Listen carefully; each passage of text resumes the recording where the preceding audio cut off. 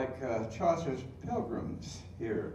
With the 9 of us, there were more than 9 in Chaucer's Canterbury Tales. And that's an important work in my life, as I'll mention here. The through line of my presentation tonight is the unexpected reveals treasures we're unaware of. The unexpected. Life can be like Pandora's box, actually. Indeed, inside can be unexpected treasures if we're curious enough to open it. And of course, you know that sometimes when you open Pandora's box, you don't know what's coming out. More than likely, it's going to be some scourge of some kind. Yeah. Well, but my life has not been scourge-ridden at all. I've opened that box many times, and out of that box has come some incredible inspirations, or perhaps epiphanies. And one of them is an important part of my talk right now.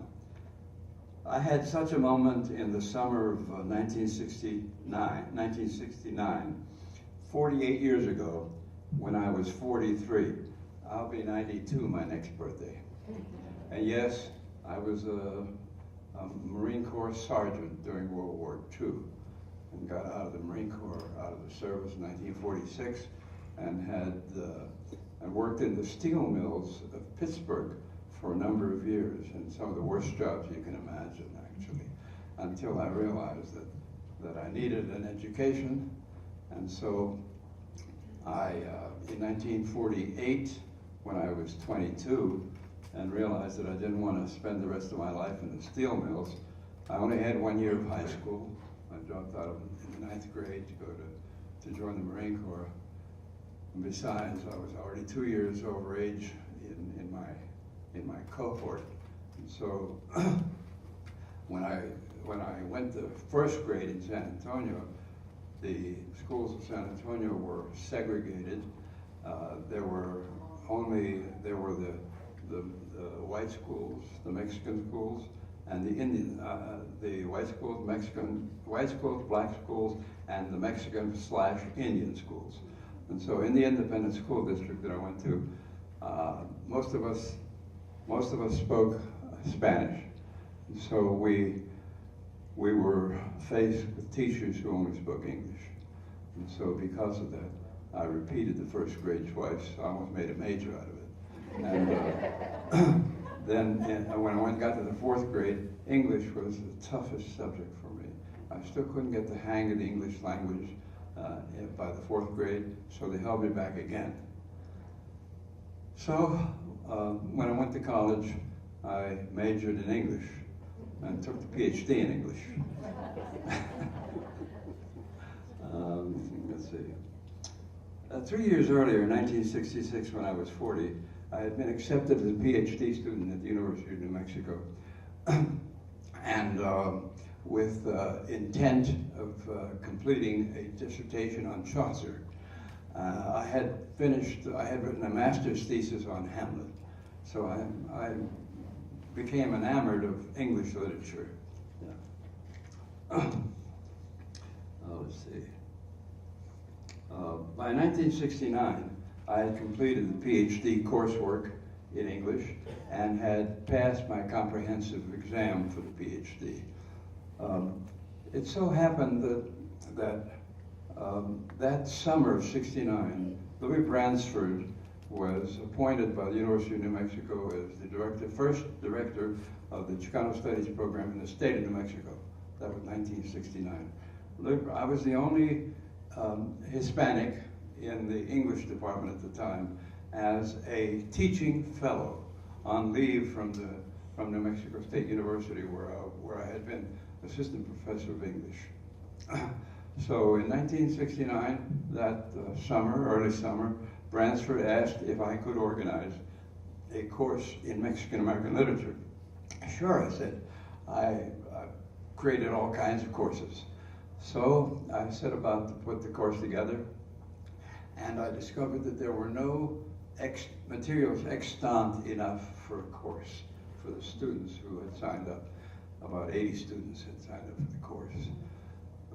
but I did the best I could. I scoured libraries, got a lot of stuff from personal writers, and mimeographed. Some of you may not know what that is, but mimeographed a lot of material for my students.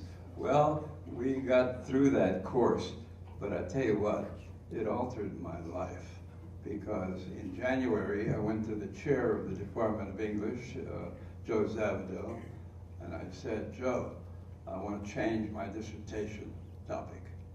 What? Are you crazy? You got 3 chapters written on Chaucer already. You just need one more. Well, he relented, and I set about then to change my dissertation topic. I had to find 3 new people who were going to be my committee. One of those members lives here in Silver City, the chair of that committee. He was much younger than me. I've always been the oldest in any group. Am I the oldest here? Anyway, forgive me for a moment. I'm having a senior moment. Let's see, where am I? Okay. Oh, Louis Bransford wanted me to create that course in Mexican-American literature. Chicano, the word Chicano was on the back burner. It was not an au courant term at the time. But I would have completed my Chaucer dissertation in by May of '70, and I would have gotten the PhD then. But changing my dissertation topic, I didn't get the PhD until May of 1971, a year later. What I did then, as my contribution to the counterculture, was to write a dissertation on backgrounds of Mexican-American literature, the first study in the field. No one had ever stopped to think about these 300 million people not 300 million, 3 million people that had come with the territory of the Mexican cession. Yeah. But they had an extensive literature from 1848 to 1969, 1970. And so I feel gratified that I wrote the first study in the field that gave us a literary history of Mexican-American writers. Yeah. Out of that came then an essay that I did called The Chicano Renaissance, which no academic journal would publish. It was finally published by Social Casework in May of 1971 in New York City. It has become a keystone article in the study of Mexican-American and Chicano literature. One of my books, the first anthology, critical anthology of Mexican-American literature is on the table over there that I did for Simon & Schuster. And by way of my life was changed considerably, and that was my contribution to the counterculture.